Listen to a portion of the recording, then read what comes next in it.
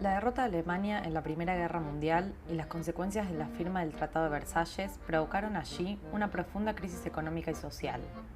Las dificultades financieras, la altísima inflación, la división partidista y nacional y las luchas internas fueron las características del contexto sociopolítico alemán previo a la Segunda Guerra Mundial y a la Shoah. Dicho contexto sirvió de terreno fértil para la difusión de la propaganda nazi y con ella la transmisión de ideas antisemitas utilizadas para la profundización del odio al judío. La corriente de estudio conocida como la Mass Communication Research afirma que los medios de difusión actúan como instrumentos elementales para la gestión gubernamental de las opiniones. Fue así que la nazificación de la población se llevó a cabo mediante el establecimiento de una dictadura a nivel político, con uno de sus ejes principales en el control de la información, transformando a los medios de comunicación en emisores hegemónicos y todopoderosos. Hannah Arendt, en su libro Los orígenes del totalitarismo, define la lógica de la propaganda totalitaria como herramienta para convencer a las masas, la cual al poseer el control absoluto se la sustituye con el adoctrinamiento y la violencia para llevar adelante sus doctrinas ideológicas y sus mentiras prácticas. Así, la política nazi de persecución y exterminio fue acompañada por una radicalización del lenguaje público en lo que se refería a la cuestión judía. El historiador de arte británico Ernest Gombrich observó que lo característico de la propaganda nazi no era tanto la mentira, sino más bien la imposición de una mirada paranoica sobre los acontecimientos mundiales. La labor de traducir la ideología nazi a una dialéctica coherente de hechos para las noticias estuvo a cargo del Ministerio de Propaganda y de la Oficina de Prensa del Reich. Hitler era el narrador y propagandista clave, pero después de 1933 nombró a varios ideólogos antisemitas como cabezas de las principales instituciones de formación de opinión. La destrucción de la prensa libre a partir de enero de 1933 fue el primer paso en la reformulación de la opinión popular. El 4 de octubre de ese año, la Ley de Control Editorial colocó a todos los editores de diarios y publicaciones periodísticas bajo el control del gobierno. La ley, a su vez, prohibió la práctica del periodismo a los judíos. La prensa alemana comenzó así a transformarse en un monopolio estatal. Uno de los más talentosos arquitectos de la mentira nazi fue Joseph Goebbels, quien fue nombrado por Hitler en 1933 como director del Ministerio de Propaganda. Goebbels se convirtió en la cara de la propaganda nazi, y su labor puede traducirse en una reflexión propia que él mismo expresó sobre la pérdida de la independencia de la prensa durante la guerra. Todo hombre que aún conserve algo de honor tendrá cuidado de no convertirse en periodista. El Ministerio de Propaganda tomó el control de todas las formas de comunicación de Alemania: periódicos, revistas, libros, reuniones públicas, el arte, la música, las películas y la radio. Pero aunque Goebbels desempeñó un rol fundamental en la historia de la propaganda nazi, no fue el único. Otto Dietrich se convirtió entre 1938 y 1945 en jefe de prensa del Reich, secretario de Estado del Departamento de Prensa del Ministerio de Propaganda y presidente de la Cámara de Prensa del Reich. Ejerció el control sobre la prensa diaria y las publicaciones periodísticas. Dietrich trabajaba diariamente en la oficina de Hitler y era el encargado de transmitir sus deseos sobre lo que la prensa alemana debía o no debía escribir. Su responsabilidad durante la Shoah se plasma en la sentencia del tribunal que lo culpó por crímenes de guerra y contra la humanidad. Fue condenado por haber hecho uso de la comunicación masiva como medio para incitar al odio devenido en genocidio. El control de la prensa, la manipulación de los medios de información y las estrategias de comunicación implementadas por personas como Goebbels y Dietrich cumplieron un rol clave y determinante en la difusión del antisemitismo durante la Segunda Guerra Mundial.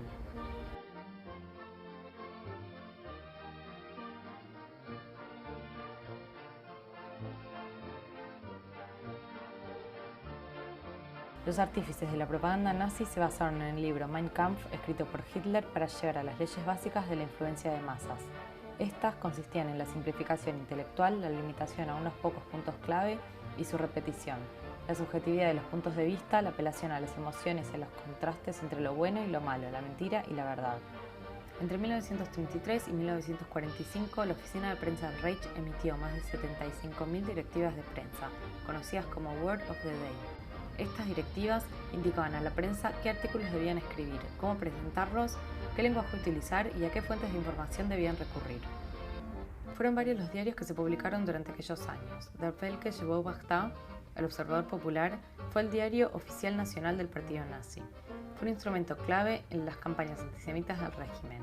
En sus titulares destacados en rojo y negro se transmitían los temas centrales de la propaganda y se traducía la ideología nazi a una dialéctica antisemita de los hechos del momento. Das Reich, el Reich, fue fue otro de los diarios que apareció semanalmente desde mayo de 1940 hasta abril de 1945 y alcanzó más de 1.400.000 ejemplares en 1944. Los temas antisemitas en este diario eran omnipresentes. Algunas otras publicaciones que circularon correspondieron a diarios como La Cuestión Judía, Der Schumar, Der Angriff, entre otros. Otra forma de propaganda utilizada por el régimen nazi fue el diario mural semanal. Este, conocido como el Word of the Week, fue la forma más indiscreta e invasiva de propaganda visual en Alemania entre 1937 y 1943. Los afiches se encontraban en absolutamente todas partes. Estaban diseñados para poder ser vistos a varios metros de distancia y ubicados estratégicamente para obligar a los peatones a leerlos. Todas las semanas aparecía un afiche nuevo, que se caracterizaba por utilizar colores llamativos, letras en trazos gruesos y técnicas modernas. Entre el año 1941 y el 1943, aproximadamente un cuarto de los afiches murales incluían ataques contra los judíos, transformándose así en un componente visual importante de la propaganda antisemita del régimen durante la Shoah. El factor común de casi todas las formas de propaganda antisemita era la agresión al judío. Buscaban influir a las masas sobre el cuerpo estereotipado de los judíos. Algunas de las ideas mencionadas eran el judío y su relación con la explotación capitalista y el consumismo, la amenaza judía mundial, el judío como destructor de razas, el judío sucio, avaro y ladrón, y principalmente el judío como causante y responsable de todos los males, la decadencia y el sufrimiento del pueblo alemán. La gran mayoría de estas ideas se veían no solo en diarios y afiches, sino también en películas nazis de gran influencia, como fueron The Eternal Jew, El judío eterno, Los Rothschild y Judíos Jews. Dada la cantidad de copias y proyecciones infinitas que se podían hacer de cada film, el cine resultaba una herramienta ilimitada para expandir enormemente la ideología nazi.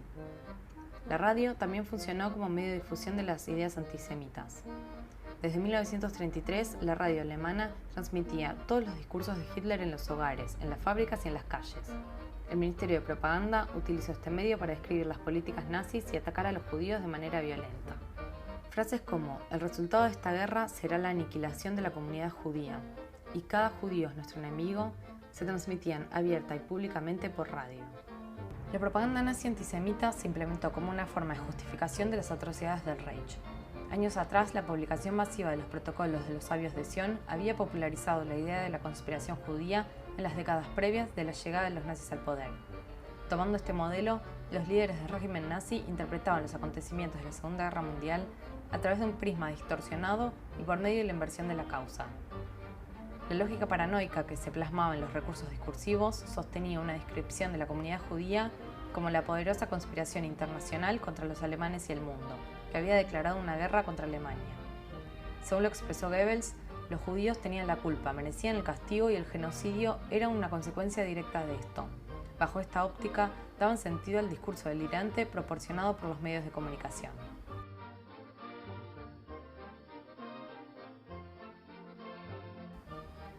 Michael Bakhtin, filósofo del lenguaje y teórico literario, sostenía que un receptor, al percibir el significado lingüístico de un tipo de elemento discursivo, instantáneamente toma con respecto a este una activa postura de respuesta, haciéndolo parte de la actividad de comunicación, esté o no de acuerdo con lo transmitido.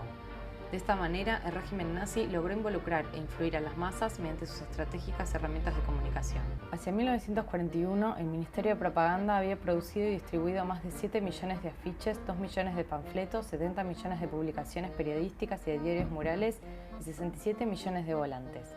Se habían proyectado 30.000 diapositivas y 45.000 exhibiciones de películas por mes, además de la distribución de más de 60.000 radios. Pero más allá de las ideas que sí se difundían, el silencio absoluto en relación con acontecimientos como la solución final, la destrucción de algunos guetos, el levantamiento de prisioneros de Treblinka, la deportación de miles de judíos, entre otras cosas, fue uno de los máximos logros de la Oficina de Prensa del Reich y del Ministerio de Propaganda. La propaganda nazi, sus formas de comunicación y aquellas cosas que no se dijeron no fueron cuestiones irrelevantes en el desarrollo de la Segunda Guerra Mundial. Los líderes nazis utilizaron esos medios para llevar al extremo la capacidad humana del autoengaño y la creación de ilusiones. Es por eso que la propaganda fue un elemento clave y perfectamente planificado que condujo a que el antisemitismo y el odio pongan en marcha la Shoah.